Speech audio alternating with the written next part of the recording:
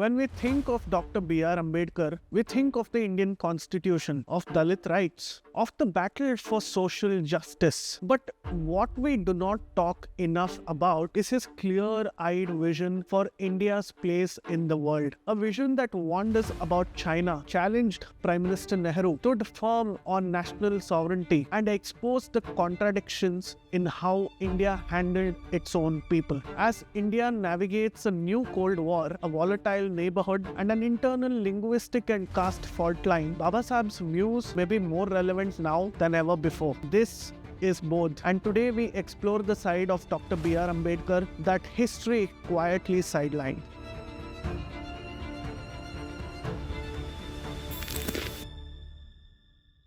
Baba Saheb Ambedkar and Nehru had different views on China and Tibet. You've heard of Ambedkar, the constitution maker, but have you heard of the Ambedkar who was a foreign policy hawk? In 1951, Dr. Ambedkar stood in the parliament and said, "We have handed over Tibet to China. The Himalayas are no longer our defense." Prime Minister Nehru had just recognized communist China's control over Tibet. Baba Saheb Ambedkar was actually furious. He said that India had committed a historic blunder, that by surrendering its buffer state, we had exposed our borders and weakened our leverage. But nobody listened. And in 1962, as China struck, Baba Saheb was not surprised. He had warned us. We chose idealism. He chose realism. And today, as China creeps closer to Arunachal Pradesh, we are still paying the price. Dr. B.R. Ambedkar actually saw a foreign policy not as a moral high ground, but as a matter of national survival. The China mistake actually cost us dearly. Maybe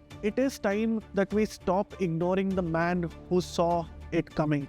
Baba Saheb Ambedkar also spoke on Kashmir and national interest. Did you know that he refused to draft Article 370? When Prime Minister Jawaharlal Nehru proposed special status for Jammu and Kashmir, Baba Saheb Ambedkar actually said, quote, "You want to give them everything but let them deny us everything. I will not be party to this." He believed Kashmir should be fully integrated. No special status, no plebiscite, and no appeasement. His stand was clear. No nation should give away strategic territory to buy peace. But Prime Minister Nehru disagreed. Article 370 was passed and the rest was history. And 70 years later, we are still untangling its impact. Baba Saheb Ambedkar did not believe in buying loyalty. He believed in asserting sovereignty on Kashmir, on Tibet and China. Dr. Ambedkar was consistent. Nation first, always. Baba Saheb also had questioned Congress's double standards when it comes to liberating Goa. While Prime Minister Jawaharlal Nehru hesitated to liberate Goa from the Portuguese rule, Ambedkar was blunt. He asked, why is India, a sovereign country, tolerating colonial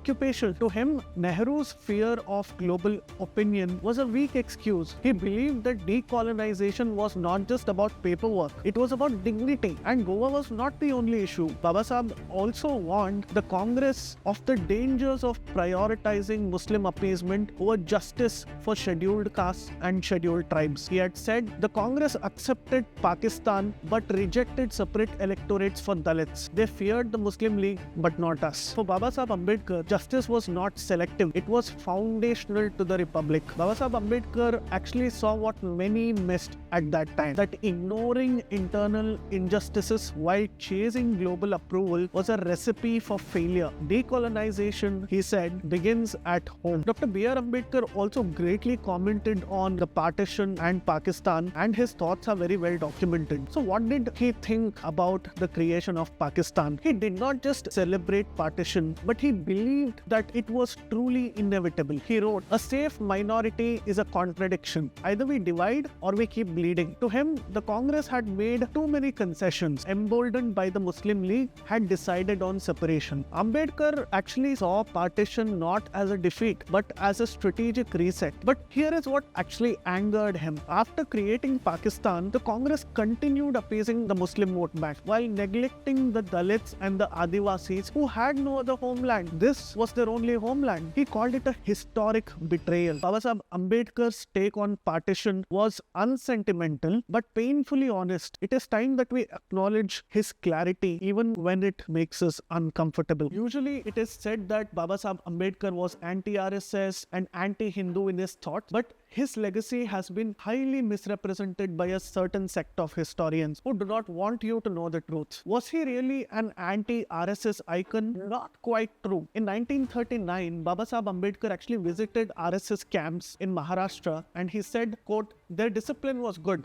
Their ways of working impressed me. I'm surprised to find the Swayamsevaks moving about in absolute equality and brotherhood without even caring to know the caste of the others." He admired their nationalist spirit, even if he did not share their ideology, which was absolutely fine. So how did he become a symbol against Hindu unity? Because he opposed imposing Hindi. He criticized caste discrimination and challenged Congress's upper caste dominance. Over time, that became anti-Hindi, anti-Hindu, anti-national. But that is not the truth. Ambedkar ji was not against any culture. Babasaheb was actually against injustice. Wherever it came from, it doesn't matter. Babasaheb's legacy was distorted by politics, not by his principles. He always stood for the right things. To know the real man, you have to go beyond the headlines. It will be also very interesting for you to know Babasaheb Ambedkar's real politics. He was not in favor of non-alignment, as it were. While Prime Minister Nehru preached non-alignment at the time, as everybody knows, Babasaheb actually had a much more sharper take, and he said moral diplomacy means nothing when the enemy actually has tanks. He believed India needed strategic alliances and not just mere slogans. He wanted military investment, strategic autonomy, and clarity on who India's friends are and who India's enemies are. He saw global power not as a sermon but as a chessboard. What was his advice about this? Pick a side when you have to. Be neutral only when you're strong enough to back it, and never mistake applause abroad for safety at home. Dr. B.R. Ambedkar was a realist. He was not swayed by some sentiment of somebody who praised India and her democracy. In geopolitics, he knew that clarity wins and confusion actually kills. Babasaheb Ambedkar was betrayed by the Congress and Nehru, and he resigned from the cabinet. It is well known that he gave India her constitution, but just 5 years later, he walked away from Prime Minister Nehru's cabinet, angry, betrayed, and ignored. In 1951, he resigned. The public reason was disagreement over the Hindu Code Bill, but there was a deeper issue. Nehru and the Congress were ignoring the real issues of scheduled castes and scheduled tribes. Babasaheb Ambedkar actually believed Congress gave more attention to Muslim demands, especially in the pre-partition era, than to Dalits and Adivasis who had suffered centuries of oppression at home. In 1953, Babasaheb Ambedkar said in a public